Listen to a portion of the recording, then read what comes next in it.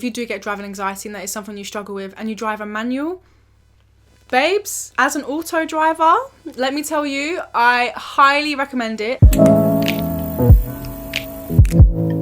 Hello my loves and welcome to my channel if you're new around here. My name is Jess and if you're not new around here, welcome back sweetheart. It's a joy to have your beautiful face here today. Today we're going to be giving some driving anxiety advice. One of our lovely members in our comfort community on Facebook asked this question. They asked how you deal with driving anxiety, and personally I haven't got that much advice on how to deal with it. I never really had like big driving anxiety until I got into a car accident last year, and let me tell you that gave me some mad driving anxiety. The first couple of months after the accident, the anxiety was mad. Now it's just that, you know, that little sinking feeling you get in your stomach. It's just a little zoop. There are other times when I get anxiety, such as when it's dark and when it's wet. Last night I was driving and it was dark, wet, and I had to drive like 50 miles per hour. It was literally pissing it down and my anxiety was on 100. I couldn't see a fucking thing. There's no fucking street lights, there's nothing, but I've got to get this journey done and I've got to do it in the most sensible, safest way. And I'm a great driver, so you know, I done it and it was great. Nothing was a problem. But I was feeling mad inside. I just had to have that cold air blowing in my face. I had to do that. But as I didn't have that much advice, and what I like to always do when I don't have that much advice, I like to ask the people. I like to ask you guys for your advice because, you know, this is the amazing thing about being on social media and having a platform where you can communicate with people from all different types of walks of life, all different experiences, all different backgrounds, all different locations around the world. People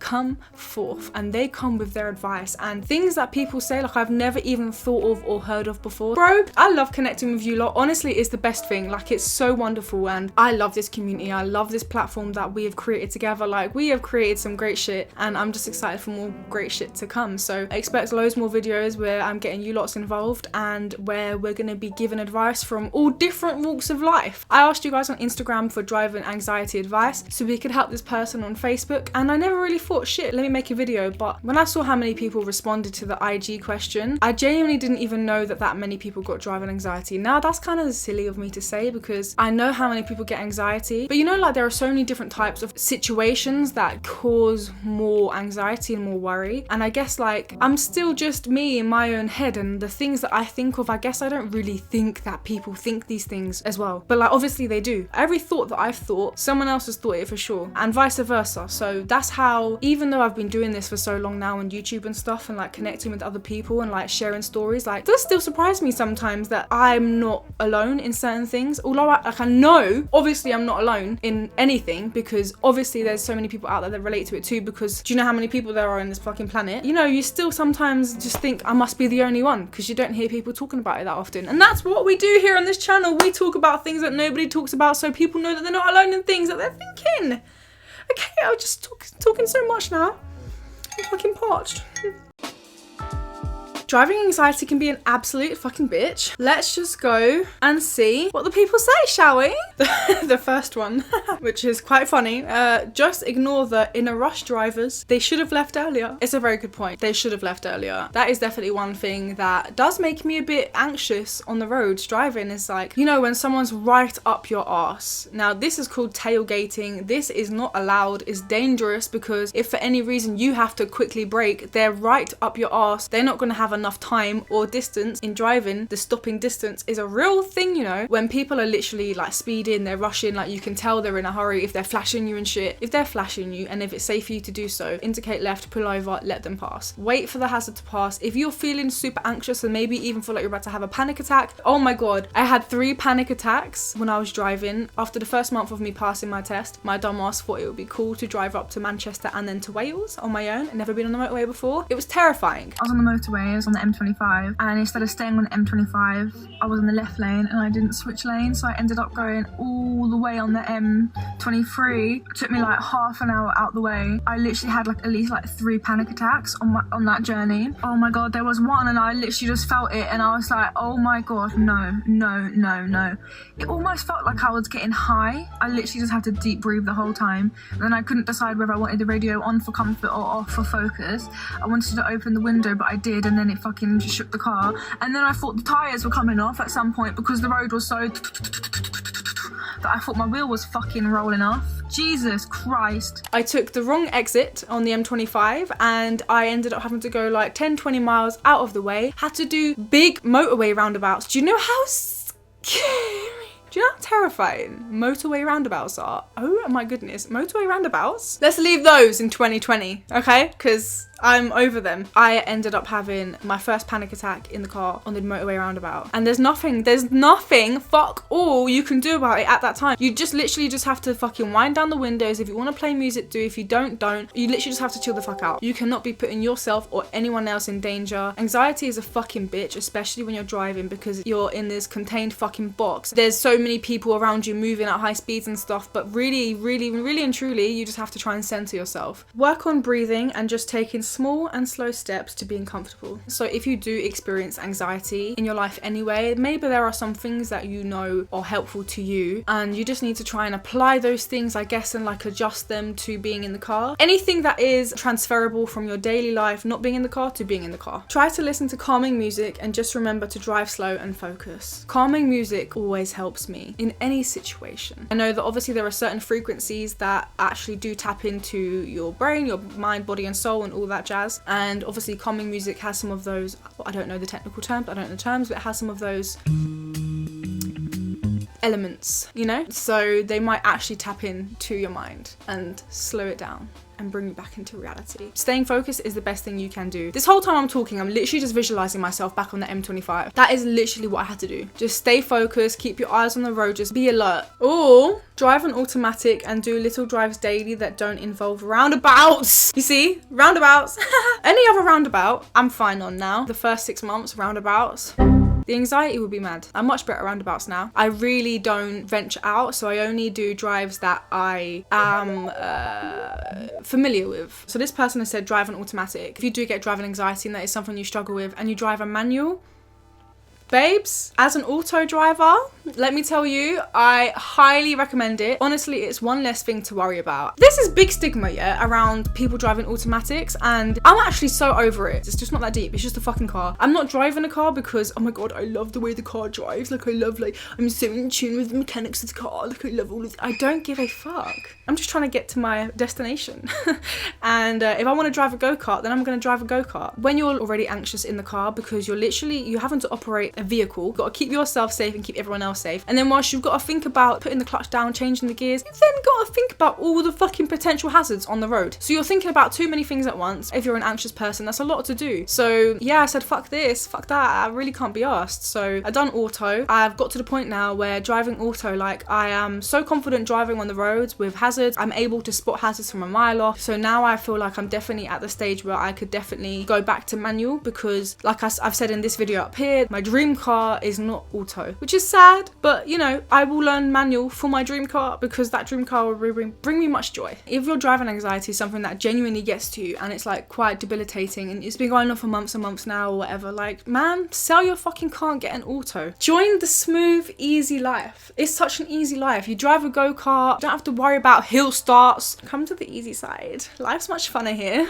Wind the window right down, breathe in slowly and out, repeat, focus on the view, the road. This is literally what I have to do, is just wind the window down. Sometimes I even turn the music off completely, depends on how I'm feeling in that moment, and just breathe in, breathe out. Focus on the road, look ahead, just make sure you're checking your mirrors, stay present. Music. I made a playlist of my favorites and blast it and sing to it. This really helped me yesterday on my drive back. I just had some good tunes on and I was just singing along. Singing along really helped me because it's not like a distraction. I can't actually listen to podcasts or audiobooks in the car because I find that an actual distraction. Same as when someone's sitting next to me and I'm feeling anxious and they're trying to have a conversation with me. Can't do it. I've actually got to tell them politely to shut the fuck up because I need to concentrate. But if it's, you know, at a good volume and like it's music that you love and it centers you and it makes you feel good, like, anyway, trust me, it really, really does help. Ooh. This is a really good one. I like this one. Think of all the times you drove where you didn't get in an accident. For me, it helps. I feel like that's really good advice because you have driven many times. So if that's something that you're anxious about and worrying about, just try and remember and think of those times. Make your car comfortable, fun, and smell nice. Start by driving at quiet times in places you know. That's really good advice. Don't drive on peak times. Don't drive in rush hour in the morning or in the evening. Figure out the quiet times and drive those drives.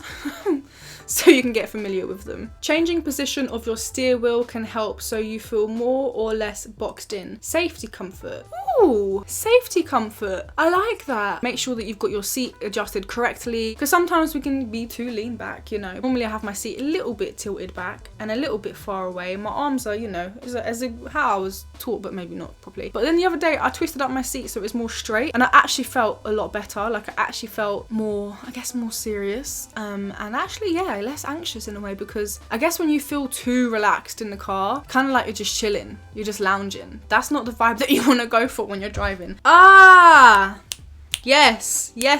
I use Google Maps / Waze even for places I'm familiar with, because it shows the speed limit on the app. I did this on the way back from my fucking scary journey yesterday. I know the road, I know the journey. I didn't need to have Waze on, but I had it on because it shows the speed limit, and especially when you're down country lanes or whatever and it's dark, you can't see fuck all, it really helps. Picking a 10 to 15 drive and do it daily, you will get over it. It's those short, close by drives that's gonna really help you. If you're gonna need to be driving, if you need to have a vehicle and you need to be going from this place to this place often, but you're anxious, anytime you've got spare time, get in the car. And I know obviously you're feeling anxious, so you may not want to get in a car, but the only way to beat anxiety is by dealing with it face on, and that's face on? Head on? The only way to beat anxiety is dealing with it head on. I used to keep the window open a little bit so I could hear the car better for clutch control, absolutely. And then also listening to my favourite albums, not loudly, for comfort and familiarity. Yes, again, music that you're familiar with and that you know the words to will make you feel, in general, just a lot more calm, I guess, and you'll just feel more comfortable because you're familiar with something. Like, yeah, if you're doing a drive that is unfamiliar, you need some kind of familiarity in the car with you to draw you back to you, you know? Honestly, having the window open is the best thing. When you're feeling anxious and you're driving and you've not got any air blowing on your face, it's not a good idea. Drew says CBD oil, to be honest, 100%. I actually should just keep some CBD in the car. I used to have the worst driver anxiety. Then I drove at night just to get out and get practice. Driving at night made me so confident, and now I enjoy driving. The roads are calmer. Wow, that's interesting. I fucking hate driving at night. It's not like I fucking hate driving at night. I don't like driving at night in areas that aren't well lit, but I think it's just when my vision is impaired, I just feel a bit more woo, do you know what I mean? If you think that's something that could work for you, I totally recommend it. This has helped someone before, so get out in your area at night because the roads are so much calmer, so you can get used to the roads. If that's gonna work for this person, give it a go. Why the fuck not?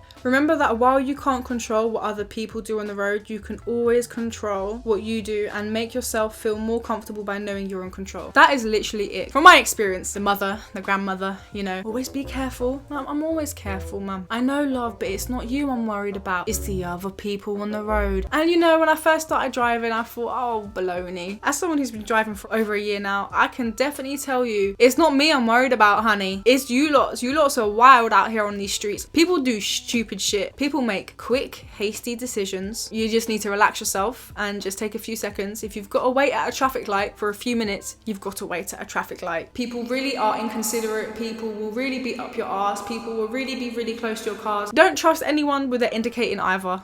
People will indicate, they won't take that turn. Or people won't indicate and they will take that turn. You need to be focused. You need to just take in everything. Whatever helps you stay calm, do that. And if you don't know what helps you stay calm, hopefully some of this advice has helped you today. Driving is great because you have freedom. You are in control of your own vehicle. You can spot hazards from a mile off because you're a great driver. You stay focused so you can spot a hazard. I really like this video. I really hope this was helpful for you. I'm definitely going to do more videos like this. Please comment down below if you need any particular type of advice for any type of anxieties or anything in general. You get what I mean based on this video. I'll ask the peeps on Instagram and we will share this with you and we will hopefully help you. I hope this video was really helpful. If it was, thumbs up. Give me a comment. Let me know what you're thinking. Let me know if you've got any anxiety with driving. If you've got any anxiety with other things, like, let me know. But most importantly, have a wonderful day and a wonderful life, and I'm going to see you back here very soon, my love. Much love. Peace.